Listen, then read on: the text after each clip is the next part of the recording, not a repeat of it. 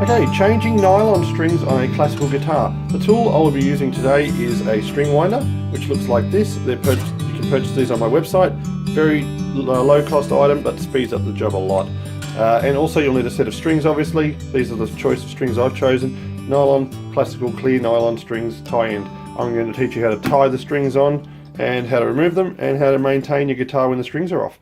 Now this guitar is a left-handed guitar that a client has brought in for me and asked me to reverse the string so that it will be back to a right-handed guitar as it originally was. So that's the only odd thing you'll notice in this video, is the strings will look upside down to you, but they will be the correct way up by the end of the video. So I've already removed one string, so I've used my string winder to quickly undo the string, spinning, and I always pluck the string first before I start to, so I know which direction to go in. So once that's done, I have the string off. Now let's go to the other end of the guitar and you'll see how it's tied on here. I'm going to zoom in a little so you can see what I'm doing.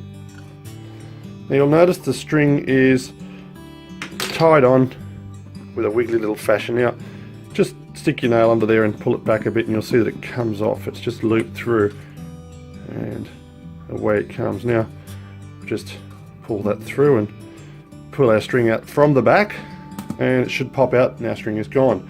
Now I'll take the rest of the strings off and come back and we'll start putting the new ones on. Now that I have the strings off the guitar, you'll see I have access to it, so it's a good time to give it a bit of a clean, bit of spray, some furniture polish or something like that, spray and wipe, give it a quick clean and a rub down.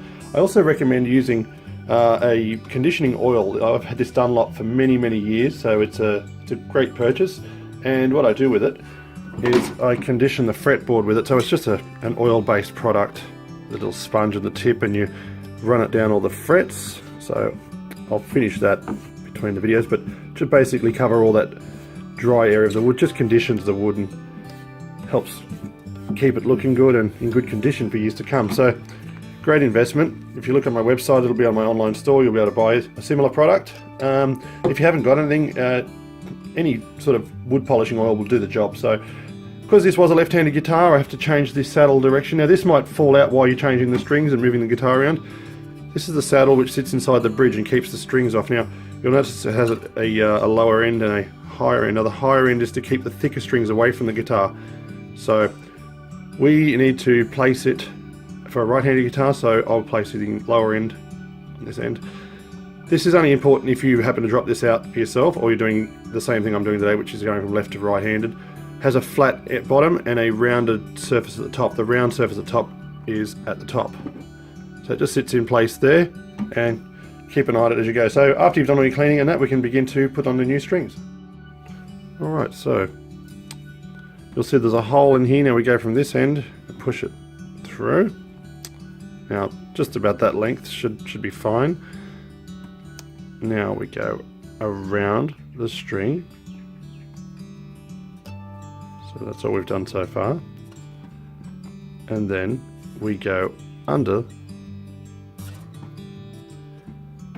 So we have this, and we go again. Now because these are a thinner string, we do this 3 times because they do tend to slip. That's 3 loops, and then I pull nice and tight, and we have that. You'll notice that I've got all the holes lined up on that 45-degree angle just to give me easier access with the strings. Now, so I feed the string through the hole and I collect it on the other end and push it back up.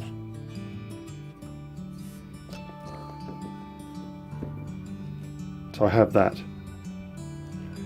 Now I go around, and just as you'd tie your shoelace, the first knot, just a normal knot. Okay, and then pull tight, and you want to have about, I don't know, maybe 3 inches of string, just enough to coil up and wind. We will trim this off later. So now, as we wind the string, we're aiming to wind it towards the outside. Okay, so you have to hold some tension on the string at the same time as winding it. So what we should be left with after you wind it nice and tight is something looking like that. So nice and tight, wound towards the right side of the guitar. So now we have 3 strings on the guitar. You'll see they're nice and tidy.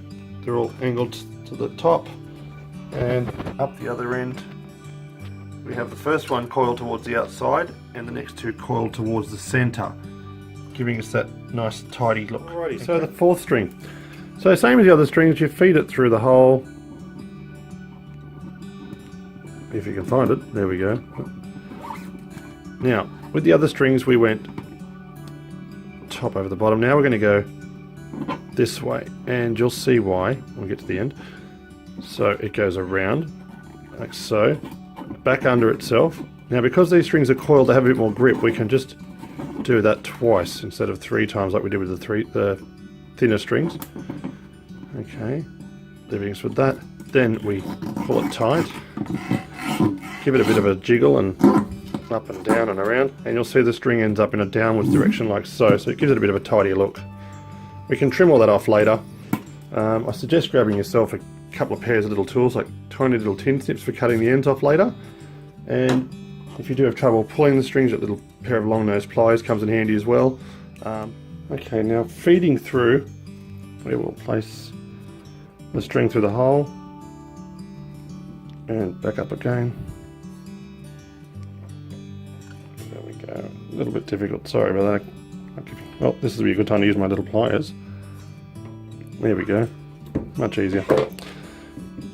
Now, just like with the 3rd string, we would like to be coiling towards the center.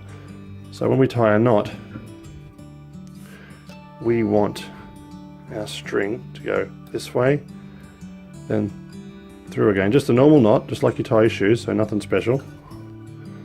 But what I end up with is the string sort of on that side. So when I start to wind it up, it coils over the top of itself and just adds a bit more tightness to it. Does that make sense? So the string should happen to end up on that side. A straightforward knot, just like you tie in your shoes every morning, and then start winding it and wind towards the center. And just finally, to finish off on the 6th string, the 5th string is exactly the same as the 4th string, coiling to the center. Now the 6th string needs to be wound towards the outside, so that way. So when we tie a knot, we will tie over and under so that we end with the string on that side so we can coil over it. You don't need as much string wound on this one because it's quite thick. So we'll just put a little extra there. And nearly there. Pull our knot through. We've got a fair bit hanging off there, and then get it nice and tight and wind away. So there we have it, all 6 strings replaced. Your bridge should look something like this. I might trim those strings a little bit on the end there, but otherwise looking quite good. And that's what your headstock should look like. I've gone and trimmed all the little extra strings off there, and that's restringing the classical guitar. Strings are available on my website. All products are available on my website, and yeah, good luck. It's not a hard job, but it's one that you should take very seriously and put some pride into it, and so you can get back to practicing as quick as possible. See you in my next video.